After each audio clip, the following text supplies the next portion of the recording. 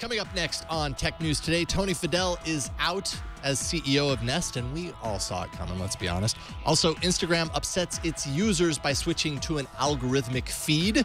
Google AI has a big red button to push when AI gets too smart for its own good. And Kurt Wagner from Recode tells us about all of the big-name CEOs that took the stage at the Code conference this week. And there's a selfie statue. Yes, it exists. All that and more coming up next on Tech News Today. This is Twit. Bandwidth for Tech News Today is provided by CashFly at CACHEFLY.com.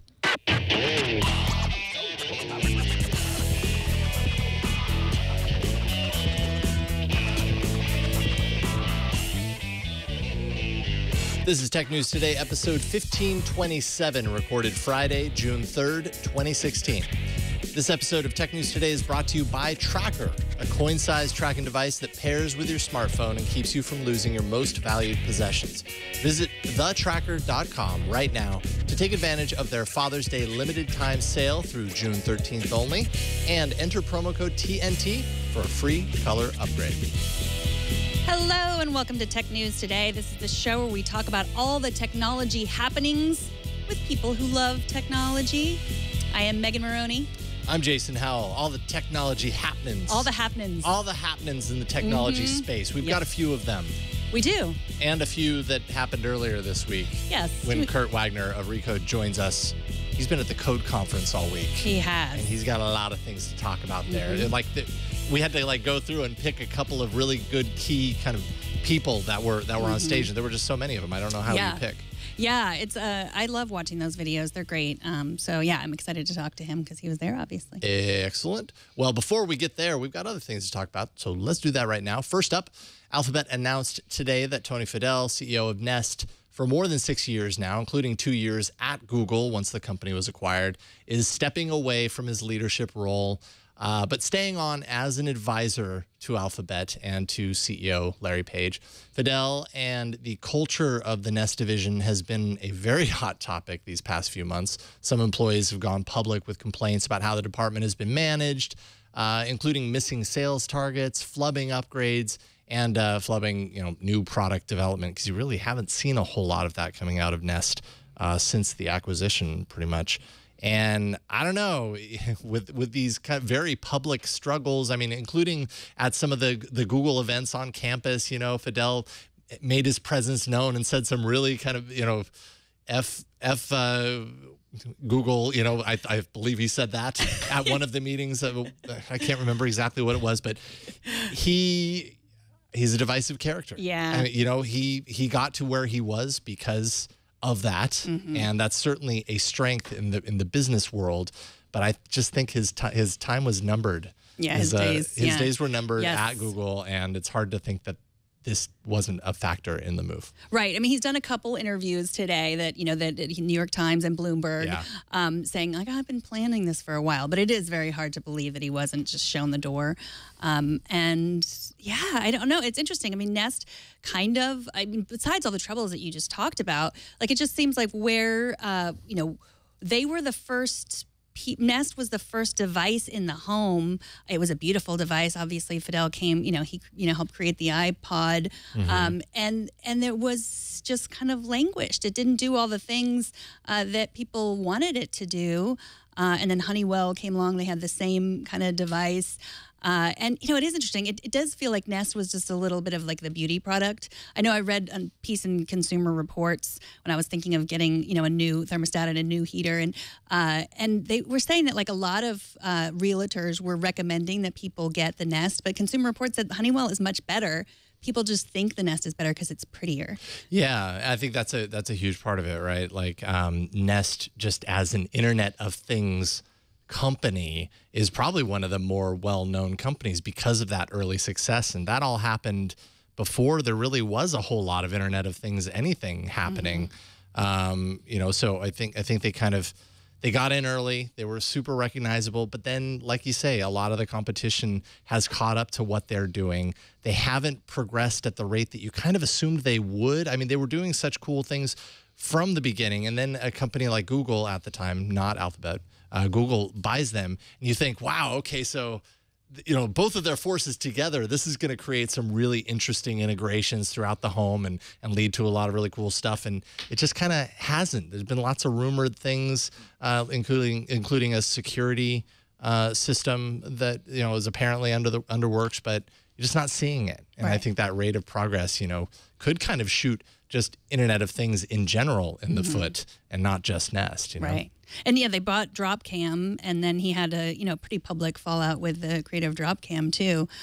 So yeah, it's interesting. And then of course there's Google Home, which will be out at some point in the future. Did they say at the end of this year, or did they not give a date? I believe I thought that they said the end of this year, but I guess that all remains to be seen because it really, they had nothing to show off at I/O. So who knows how far along that is and how believable that is. Yeah, and I mean Google and Alphabet's. I never really understood why Nest wasn't part of Rick Osterloh taking on the hardware division on the Google side. Why Nest was its own separate thing from all of the other kind of hardware efforts that Google as a company under Alphabet has going on right now. Google has tons of efforts in IoT. They've got Brillo, which is like their Android for IoT, so their operating system. They've got Thread, which is mesh networking for the connected devices. And then they have Weave, which is a secure communication protocol for all of those devices to talk to themselves. And then, of course, they have the on-hub router that has a little bit of that Thread capability built into it, but they aren't doing a whole lot there. It's kind of confusing to know whether this, how this affects Google with Nest just kind of languishing right now, or whether it does at all. Maybe this is way more about kind of the services and the back end than it is about providing devices. I wonder if we'll see Nest be sold off at some point in the same way that Motorola was ejected. Don't know. Well, today, Instagram officially begins to roll out a feature it announced in March, algorithmic feeds. So instead of showing posts in chronological order, Instagram will now show you the posts that Math thinks that you want to see first. Math. Based on what kind of content you engage with on a regular basis. This is good for you, says Instagram. But you're wrong, says internet commenters. They used a lot more curse words to express that feeling on Instagram's post about it. Now, right now, it does not appear that Instagram will give you a way to revert back to the chronological feed. Facebook does this. So I think that is a little bit of why all the anger is there. Okay, so maybe you're right, but I should have the right to turn it back. And there was a lot of just see ya, Instagram, which, I think that's interesting because I am an Instagram user. I don't love it, but part of what I did like about it was that it was, in chronological order and I could see everything that was being posted. But I totally agree that Math often does know more about what I want than I know, and I don't have a lot of time. I want to save time. So yeah, it's hard to hand over that control when you're used to it being one way. Change is hard. We see that all the time in technology. Facebook, certainly had plenty of people when they switched over to an algorithmic feed saying, well, that's it, I'm through with Facebook. And I'm sure there was a small percentage of people that actually stopped using Facebook because of the algorithmic change. But I'm sure the majority of those people are still there. They still have the option. And I think that's the big differentiator from this is that here you don't have a choice. If you liked the way you were getting it before, and by the way, that's the way you've been getting it since the service existed, and it was created in the beginning, now it's different. And maybe you aren't seeing the things that you would like to see. So it's hard handing over control to an algorithm. Hopefully they at least give you an option to switch over in a similar way that Facebook has. Yeah, maybe in the future they'll do that. Here's the one thing that I want. I am not a fan of people who post photos on Instagram and Facebook, the same photo. Oh, okay. I don't, because I feel like, I already saw that on Instagram, or I already saw that on Facebook. I'm saying it to you. You're not really a big Instagram. They don't really. I thought you were saying because maybe I could do something to change it. No, in the company. but I was going to say Facebook and Instagram don't listen to me. But I'm saying that wouldn't it be great if they knew that I already saw that picture? And I don't have faith at that That'd because be I nice. already see that, in your Facebook's feed, you already see the same thing that you've already looked at often. Doesn't that happen to you where you've seen something and it comes back up? Yeah, well, I mean, personally, I don't check Instagram regularly. So when I see something from Instagram, it's kind of like a reminder to me, like, oh, yeah, that's right. There is that other thing. I'm happy I saw it here because if I hadn't seen it here, I wouldn't see it at all because Instagram isn't on my daily check-in, my small list of services that I check in on every single day to see what people are posting there. I understand what you're saying. If you're checking both of them and there's duplicates, it would be awesome. That's a great feature request. Yeah. And I wonder if it's on their list for it to know specifically that you've already seen it on one service and filter it out from the other. Right. That would be one way that the algorithm would actually kind of work in your favor, I would imagine. Instagram says users miss 70% of their feed right now. I just want to point out this isn't going to cut that number down. This just means you're going to miss 70% of a different items. That's interesting. Yeah. I mean, yeah. And I mean, You'll still see the same amount of photos that you ever did. You'll just see different ones. They're expecting that you're going to see better ones. yeah. I mean, it's one of those things because, like, obviously they want you to stick around because, they like that, they are providing a service. Presumably, every people that work there believe in the service Instagram is providing. But also, in order to strive, they have to make money and they have to have people looking at their ads. And I think the people that got really upset about this were the people that sort of sell products on Instagram,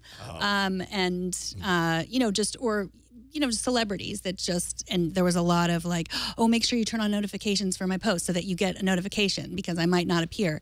But I mean, Instagram's argument, and which I believe, is that if you have good content, the people are going to engage with it and then they're going to see it like that. If you're just selling dumb products or posting a bunch of your selfies and no one's ever engaging or watching your videos or, liking your photos, then they're not going to see them as well. Like, I don't want to see the stuff I'm not engaging with. Mm-hmm. Yeah, I could see that being a big downer for people who are marketing stuff on Instagram. Just got to step up your game. Amazon is cracking down on fake reviews on the products listed on the site. We're talking Amazon might sue these companies, the individuals behind this, if they do this. 3 sellers today were sued for posting fake reviews using bogus accounts to leave positive reviews on their product pages. In these cases, those fake reviews totaled up to around 45% of all the reviews listed on those product pages. So 45% of them were fake and created by the person selling the product, basically. Amazon hopes for arbitration here, hopes that it doesn't go to court necessarily, and that would avoid, the song and dance in court and in the eyes of the public and maybe a settlement of some sort. But I'm wondering, like, I think this is good news because you go to Amazon and there's a certain level of automatic trust that I realize I have when I go to Amazon and read the reviews. Like, I definitely always check the reviews, so obviously I must feel some sort of trust in the reviews. But so often you go down there and it's like, and I know you've seen this, this is an honest review for a product that was given to me by they gave it to me in exchange for an honest review. And they're almost always 5 stars. Mm-hmm. So there are pieces that are broken here in the review setup. And I guess the challenge is, if you know that there are breaks in the system, then how can you ever trust what you see? Right. I think I'm losing trust for Amazon reviews. Yeah. But, I also work in a place where I have a lot of access to people that I do trust, for product reviews. So that is what I'm most likely going to do. Also, have like Twitter that I go to a lot and trust the people, the majority of people that respond to me there. So yeah, I think it is interesting because they have sued the companies that sell the reviews already, but now they're suing the seller. So that's the new thing, that the seller who bought the reviews. So like I guess the idea is that you could put those people selling the review out of business if you are making it, illegal to buy reviews, which I think it is already illegal, but actually punishing them for doing that. It's like going after the people who are making the drugs as opposed to the people who are selling the drugs. Right, exactly. Yeah. So I think this is great. I don't know why. I guess I understand why they don't want to be in court, why they want arbitration. But I think as Amazon, I'm glad to know that Amazon is going after these people, that they're not just accepting, because I mean, it is beneficial for them to have good reviews, fake or real, because then people are going to buy more things from them, right? So it's good that they're cracking down on this. They've still got a ways to go, though. I mean, their term of service explicitly call out that you can do, people can give a review in exchange for a free item. And that's the thing that always bugs me. It's like, of course you're going to get a 5-star review. Like, they got it for free. Yeah. You know? I mean, and that's, and that's perfectly okay in the terms of service. And that's why what Leo always says, like, why he buys everything. Because, then he says, I bought this. I paid for it with my own money. Someone didn't give it to me in exchange for a review. So, yeah, I mean, that's part of why I like working here, because that is really always very important to him. And so it removes any of that like layer of guilt or or associated kind of need to say something positive about something, for sure. Yeah. Well, Business Insider says that mathematicians at DeepMind, that's Google's London Artificial Intelligence Research Lab, are working on a way to prevent the robot apocalypse. A recently published paper entitled Safely Interruptible Agents explains how to build a kind of off switch into AI and to teach the AI not to override that off switch, even if it perceives a reward in doing so. A reward, for example, is the robot apocalypse. The robot would see that as an award. So this is a reward. So fascinating to me, because we talk about this a lot, like, we're turning over so much to AI and it's going to take over, and we've all seen the science fiction movies. But this is sort of like the idea that there would be a big red button. They use the term big red button in this paper, that if things went awry, you could press it. But then what's to keeping this really smart AI from keeping you from pressing it? So it's something that's built into this that would keep the AI from keeping you from turning it off if it wanted to take over. My brain exploding. Like, I always have to try and fight the urge to go right for the, oh no, it's doom and gloom, robots are going to blah, blah, blah when we come on stories like this. But I'm sorry, like this story, you can't avoid it. That's exactly what it's all about, is preventing robots from taking over. So I guess it's a good thing that it's in place, and hopefully they know what they're doing behind the scenes to actually have something that is cancelable, and can bypass. I guess I don't program robotics under the hood, so I don't know how you successfully create something that is wicked smart and can learn new capabilities all on its own, but yet can't access that one function. I'm sure it's possible, but seems necessary. And we hear a lot about this also as AI is emerging, about just like the responsibility that we have now at thinking about these kind of consequences, even if they aren't short-term or near-term possibilities. Because when you're talking 20, 30, 50 years down the line, and we've continued down this trajectory, there are a lot of scenarios where, if we don't think about those things now, we don't get rules in place and, responsibility as part of the whole process, the whole ethos of it, that could be the thing that, makes robots kill you. I don't know. I don't know what the end game is there. Well, yeah, I mean, it's or something maybe less drastic, but bad. Right. The I'm sorry. Basically, it's the I'm sorry, Dave. They want to get rid of that. Exactly. That's it. So yeah, I mean, DeepMind has an ethics board, but it's a secret ethics board, which I think is fascinating. Like, how do we know that it's not? There's not AI that's writing that report that I wrote about. Yes. The ethics board is the AI. We don't know that for sure. So I don't know. It's interesting because all this sci-fi has been around for so long, and it used to be like our people, the nerds and geeks, talking about this. But now you hear a lot of people when we talk about this say like, oh, you're being too suspicious. You're being a Luddite by bringing up the robot apocalypse all the time. But I think there's a way to love technology and also not trust it completely and be aware of its capabilities. The potential, both good and bad. Coming up, we're going to check in with Kurt Wagner from Recode with a look back at some of the most important points from this week's Code Conference. But first, let's take a minute to thank Tracker. They are the sponsor of this episode. With advancements in technology, and all sorts of smart things surrounding us. We were talking about smart homes earlier, also the smart phones that we have in our pockets, or smart cars. Someday I'll have a smart car. Losing your possession makes you feel not so smart, a whole lot less than it, actually. And Tracker makes losing things a thing of the past, so you feel smart again. I have a Tracker Bravo actually tucked away in a super deep pocket of my backpack. It's a pocket that's, kind of hidden. I never used it for anything else anyways, so it was easy for me to have this little tracker and just toss it into that little corner of the backpack, making sure I never leave behind my bag or all of the important things that are stuffed inside of it. all I ever had to do was kind of drop it in there and then forget about it. You got to love that. That's exactly why the tracker is so useful. It's a coin-sized device, locates misplaced keys, wallets, computers, even pets in seconds. You can pair tracker to your iOS or Android device, and you can literally attach it to anything with a key loop or adhesive, and that will allow you to find the precise location of whatever you attach it to with a tap of a button. It's that easy. You can customize two-way separation alerts. That way you'll receive notifications before you leave your item behind, so you'll know it's still in there and you need to get it before you go. If you lose your phone, you can press the button on the tracker device itself and your phone rings, even when it's on silent. The Tracker Bravo is constructed with just a really nice anodized aluminum. It's super thin and durable, and it just keeps on tracking. With over 1.5 million devices, Tracker has the largest crowd GPS network in the world, so your item actually shows up on a map, even if it's miles away. Tracker recently introduced Tracker Atlas.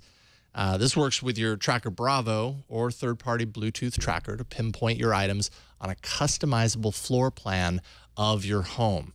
You can save time and energy. You just ask Tracker Atlas where your item is, and you'll instantly get an answer. You don't have to search for it anymore. You'll know right where it is. Tracker is enabled by Bluetooth LE. It's low energy, so the battery lasts over 1 year. You can also purchase a water-resistant case, and that makes it perfect for things like pet collars, that sort of stuff. The hardest thing you'll ever have to find is their website, so go to thetracker.com. Don't miss their Father's Day limited time sale from now through June 13th only. You buy 2 devices, you get another 2 free. How's that? Plus, just for our audience, enter promo code TNT, and you'll get a free color upgrade. That's TheTracker.com, promo code TNT, and we thank Tracker for their support. All right, joining us now is the triumphant return of Kurt Wagner from Recode, who probably has quite the code conference hangover at this point. How's it going, Kurt?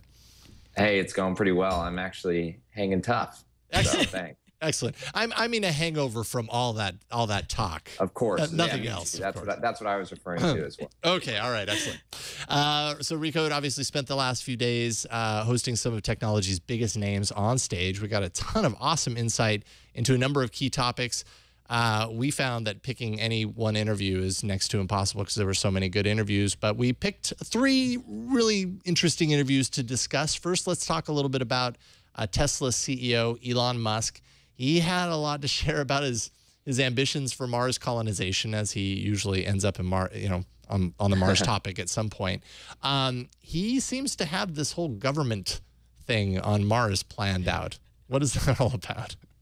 Yeah, so in addition to Tesla, of course, which he also talked about with the cars, he runs SpaceX, which is trying to send humans to Mars by 2025, which in and of itself is pretty, impressive and just fun to hear about. But then someone asked him, hey, what's government going to look like on Mars? And I kind of expected him to laugh and, say, who knows? But nope, he jumped right into his game plan. Hey, we're going to have a direct democracy where it's just going to be popular vote. And if you have 60% of vote, a law can get voted in, but then it can get removed with 40%. I mean, he has clearly put a lot of thought into how Mars is going to be operated.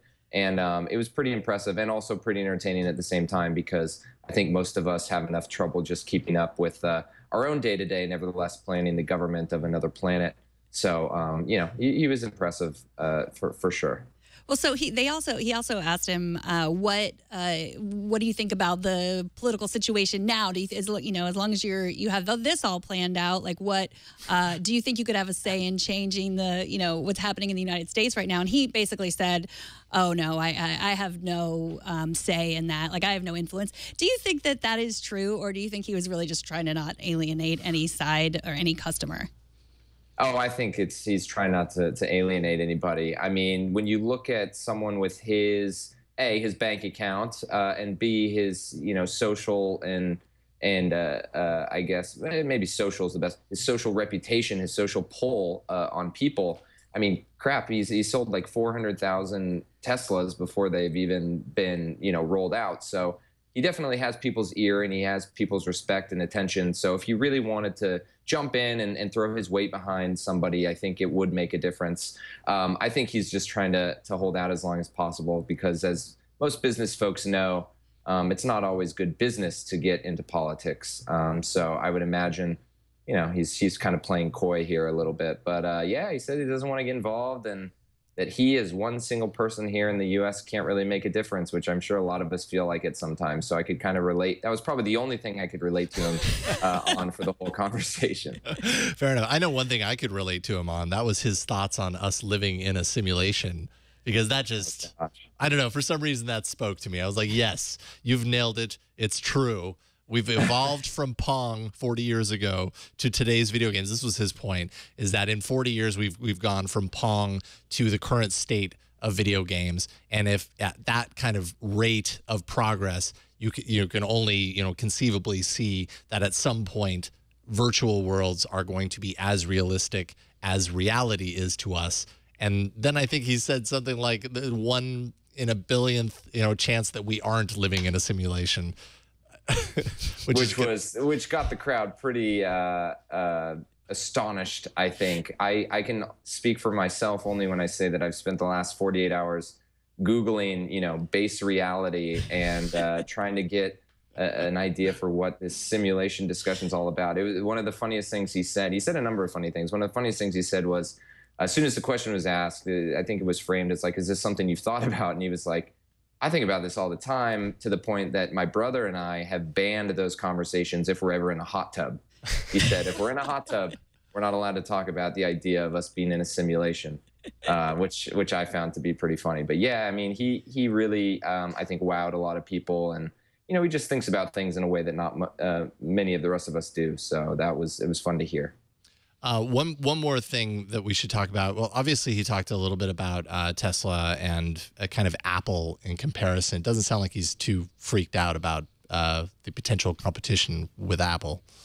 No, he mentioned Apple, I think, as being more competition than Google. But either way, he was kind of saying, well, it's going to be 4 years before we kind of see anything legitimate from either one of those guys. And by that point, Tesla is going to be kind of off and running, I think is the way he described it. And he said, if you think about it now, any car manufacturer out there, and this is, again, his words because I'm not an expert in this area, but he said no one really owns more than 10% of the market share, which when you think about it, it's pretty remarkable, right? That no matter who you are, at the very best, you're going to have about 10% of consumers. So it's not as if, we're all going to be driving a Google or Apple car someday. And I think it's a good perspective for him to have with Tesla, is he's saying, hey, we're not trying to have 90% of the market. Eventually, maybe we have 10, and knowing him, I'm sure he'd want more than that. But, it doesn't seem like Apple and Google are as much of a concern at this point as probably folks who are already making cars, General Motors or folks like that. So I don't know. He just never gets rattled. I mean, he's like throwing around these ideas, these 20-year-long visions, and he just says it with a straight face. So I think the rest of us just have to laugh because otherwise our brains would explode or something like that. But pretty much, he doesn't get too worried. Well, let's move on to the less interesting Elon Musk, Jeff Bezos, another corporate. Is that his tagline? That's what I've invented for him. He's another corporate tycoon interested in space, but doesn't say the crazy, funny, lovable things that Elon Musk says. But Walt Mossberg did an interview with him, and it was very interesting. Now, Bezos, I guess, came to code the last time he was there was 8 years ago. That was when the Kindle was pretty new, and a lot has changed just for the Kindle, for him, for Amazon. What were the biggest takeaways for you from the interview with Bezos?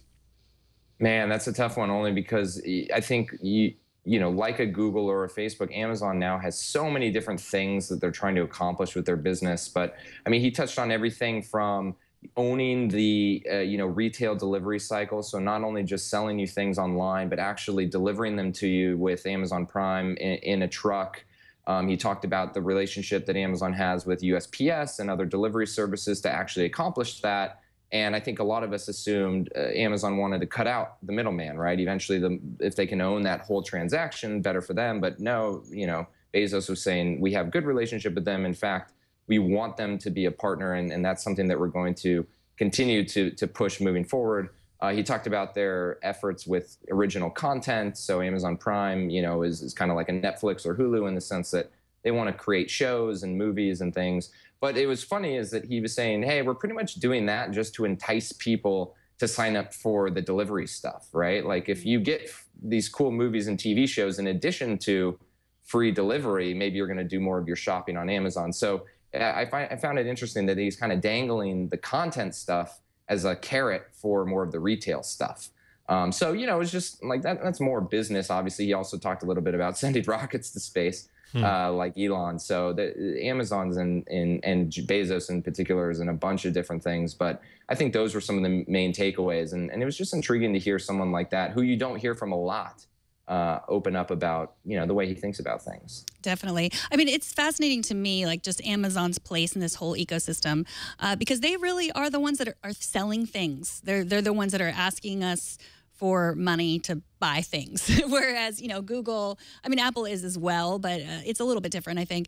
But, there's so many companies, Google and Facebook, and Snapchat, that are really just wanting our eyeballs for ads. And so we're not turning over money to them, but we are turning over a lot more that we don't even realize. So I think it's interesting. So, because he is similar, like, Amazon has a stake in the ground with AI, with the Echo, as does Google and presumably Apple.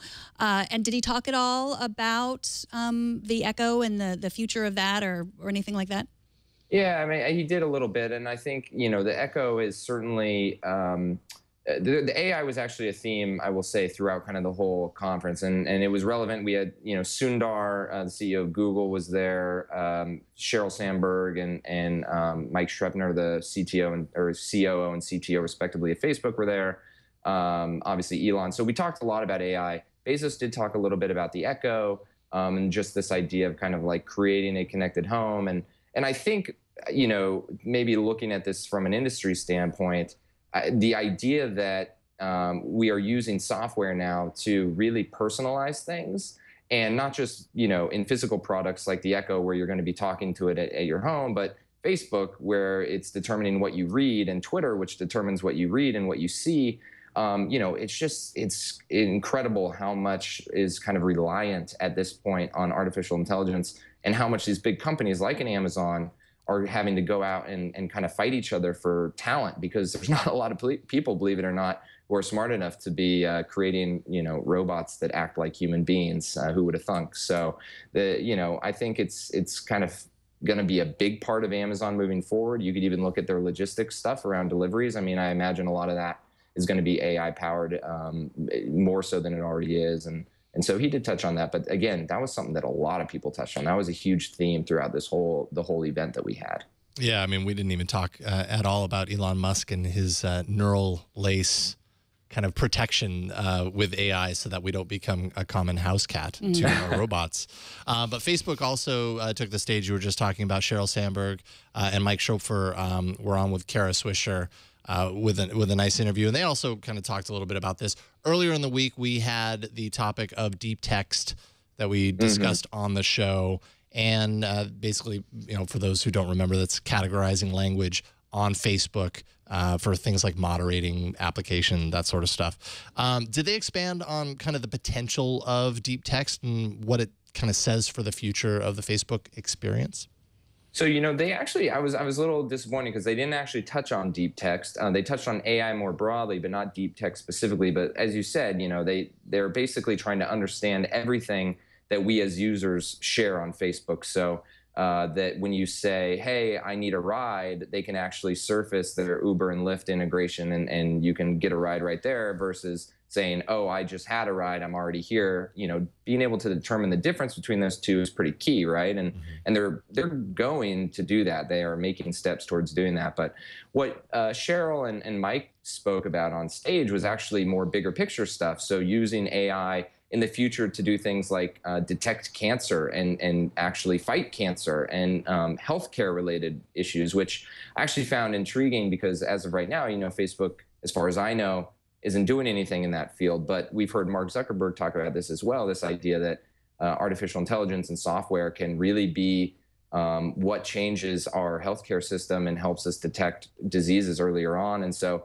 it's clear that they, as a company, are thinking about that. It'll be interesting to see if they actually, come up with kind of a product or something that does that, or if they're simply progressing AI more broadly in hopes that others can use what they've learned and advance, in the healthcare industry. But I found that intriguing that they really did talk a lot about healthcare when they were thinking about the future of AI. For sure. Did they offer any insight on how easy or how difficult it would be to use deep text for comment moderation? So they did not, but I had an interview with someone at Facebook kind of about deep text before they announced it, and got about a demo. As I tried to retain as much as I could. This is complicated stuff, but the feeling right now is that it's only being used for two things. The first is that ride sharing that I told you. So if you mention that you need a ride, Facebook will surface kind of their Uber Lyft integration in hopes that you'll get a ride. The second is, if you want to sell something on Facebook, you might say, hey, I got an old bike, and then Facebook will see that you're trying to sell something, surface they're selling tools, which they have, but that not a lot of people, I think, even know about. So it's a good opportunity to kind of put that in front of people. But with the comment moderation, I mean, think about it this way. We already read things in newsfeed and on Facebook based on an algorithm, right? An algorithm determines what shows up higher or lower. And as a result, that's the things that we see and the things that we don't see. I think what they want to do is essentially use that same idea with comments, right? So they would be able to determine from the text of a comment how relevant it is to the video that someone left it on, or the post, and say, okay, this comment based on a collection of likes, replies, and also just context, because the computer algorithm can now determine context. We're going to move that higher up or lower in the stream so that people aren't, getting spammed. People aren't able to rig the system and put a link to something totally irrelevant at the top of the comment thread, because that, of course, kills the discussion. And obviously, Facebook doesn't want to do that. So I don't necessarily, it sounds, I don't want to say easy to me because they already do newsfeed stuff. It sounds similar. I'm sure it's very challenging, but I think it's something they're thinking a lot about, and probably going to be one of the first use cases with deep text that we see outside of the two that we already mentioned. And are you shedding any tears today about Instagram going to the algorithmic feed? I don't know if I would shed tears about that, but I have heard. It was actually interesting you bring this up, because I was just on Facebook this morning. A good friend who is a photographer and also a very, very diehard Instagram user left a long post about how never thought I'd say this, but Instagram is dead to me now. It's transformed from this app where it was really about photography and beautiful photos, and it's now kind of more like Facebook, right? Like, you get a little bit of photography, but you also get some stories, and you get some text, and you get memes, and you get GIFs and that kind of stuff. And to me, it doesn't bother me as much, but I could see people who really enjoyed Instagram for the photography being a little bummed out to see how the app has evolved to a little bit more mainstream. So we'll see. I bet people are going to complain about the algorithm, but I don't know if I follow enough people to make it a big deal, to be honest with you. All right. Well, thank you so much for joining us, Kurt. Kurt is a reporter at Recode at Kurt Wagner 8 on Twitter. Thanks so much, and hopefully we'll talk to you soon. Yeah, my pleasure. Thanks for having me, guys. Enjoy the weekend. All right, you too. Take care. We have some feedback. Jez X wrote to TNT at twit.tv. Hi, guys, gals, great shows. I had to cringe when both you and Bethesda said that the mods were 50 times more popular on the Xbox than the PC. That's Fallout mods that we talked about last night. The reason for this, he says, is that they only take into account the official Bethesda site downloads. The PC modding community has been using other sites for mods for a long time before Bethesda made an official site, the most prominent one being Nexus Mods. Now, this alone is the reason why it's 50 times more, because PC users have been using this site for Fallout 4 mods months before Bethesda made their official site at Bethesda.net. You will also find that most of the mods on Bethesda.net are just re-uploads by the mod authors from NexusMods.com and have been out for ages for PC users. It's a really good point. Really good. That's probably a heck of a lot more numbers than when you put it that way. Because because just at its core, the mod community has happened for a long time outside of kind of the official channels. So it makes perfect sense. And I'm happy that you wrote in to correct us. Us and Bethesda. Yeah, take that, Bethesda. You got well actually also. TNT's fan of the day is at WB5Net on Twitter. I'm assuming a ham, who says, I use an old iPhone 3G as an iPod. I'd rather save my phone battery for actually using it as a phone. To which I have to say, what, do you actually call people with this mythical phone device? I don't understand it. I don't understand. Excellent. Thanks for sending that in. Show us how you watch or listen to TNT. Just record a video or take a picture of yourself or your setup and post it on Instagram, Google+, Twitter, or Facebook. And use the hashtag HowIWatchTNT, and we'll find it. So there is a social media storm brewing over a bronze statue in Sugar Land, Texas. There's a real storm also in Sugar Land, Texas. So if you're there, stay safe. Yes.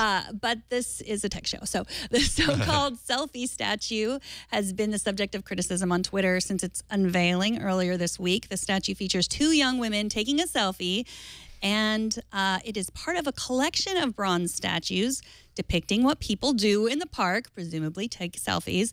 The next statue that will be released is going to be a man playing the guitar, another thing people do in the park. Now, citizens criticized the use of public funds for the statue, but it was not paid for by public funds. It was donated. Today, Slate had a piece in defense of the statue, arguing that the fact that such a mundane activity was rendered in bronze is part of what makes it interesting. I spent a lot of time thinking about this because this is what we do. This is what we look like. People do. And so when you think of statues, they're often of what people do. Yeah, well, I mean, and that's the theme of this particular installation, right? Is what are people doing in our parks? And here's a number of different things. I have no problem with this. I'm really happy they didn't go with a selfie stick. Right. Maybe someday that'll get em bronzed. But I do wonder if, years down the line when human life does not exist anymore because aliens have obliterated us from planet Earth, and there, another alien life hits the planet, searches for whatever they can find, they're going to run across this, and they're going to think that in a previous world we worshipped this small device, and we would hold it in the air, and we would all duck and smile at it because we loved it so much. And actually, it would totally be the truth. It's true. Well, I loved this Slate piece because it really goes deep into images of women and why people have issues with women taking selfies because it's women taking control of the object of. Oh, I know. It goes deep in terms of a bronze selfie statue. If you're interested in that, read the Slate piece. Also points out that most art itself was it was a selfie. Like, it wasn't people taking it themselves, but it was people saying, I am going to pay you a bunch of money to paint my photo because I am rich and I want you to take my photo and paint my photo. That's what art was. And so we don't walk around the museum and say, look how narcissistic all these people were. That's true. Like, I can think of that. I think it's the MC Escher painting where it's like the reflection of MC Escher, and he's painting, which is basically a selfie. I mean, a very talented art-based selfie, not just a photograph of himself. But yeah, you're right. You're right. That's true. A lot of artists have made art that way, and I don't know. We just think we're really cool. I guess that's people just think they're awesome. That's right. The moral of the story. And Dr. Morbius in the chat room also. Van Gogh's selfie, self-portraits. Yeah. So that's the story. Okay, all right. I mean, I can't. Yeah. Apparently, I need to read more through this though, because I've got to get to the heart of the subtext. Well, really, yeah. It depends. I mean, you could read the Twitter arguments about it, or you could, read the Fox News story about it, or you could go deeper and read the Slate piece, or even deeper. Refinery 29 really goes deep into the part about women controlling the means of production in terms of art. And it all began with a selfie bronze statue. Who knew? Yes. She's also wearing my scarf. She's wearing an infinity scarf in the selfie statue too. So I took. You saw yourself in that statue. I saw myself in that selfie. Except the whole selfie thing. Do you take selfies? I do. I'm known to take a selfie. Okay. All right. now and then. Yeah, I mean, we all do. Even though we say we don't, and even though we make fun of it, we all kind of do sometime. Don't say you don't, because I've seen you taking them. I do. I also make fun of it, but I'm making fun of myself when I do it too. We'll have to ask Jill Duffy, Monday's guest. Jill Duffy's from PC Mag, whether she takes selfies and what she thinks about them. So she'll be in on Monday. We'll bring her in on Skype. TNT records live every Monday through Friday at 4 p.m. Pacific, 7 p.m. Eastern, 12 a.m. UTC at twit.tv/live. You can be a part of the show by emailing us at tnt@twit.tv. You can also leave us a short voicemail. That is 260-TNT-SHOW. And find us on Twitter. We are at Tech News Today TV. We are also on Google Play Music, iTunes, Chromecast, Apple TV. We're everywhere. Find all the ways to subscribe at twit.tv/TNT. And I am on Twitter at Megan Maroney. And I'm at Jason Howell. And thanks to our technical director, Kara Cole, and all the folks who help us produce this show every single day. And thanks to you for talking tech with us today. We'll see you all on Monday. Have a great weekend.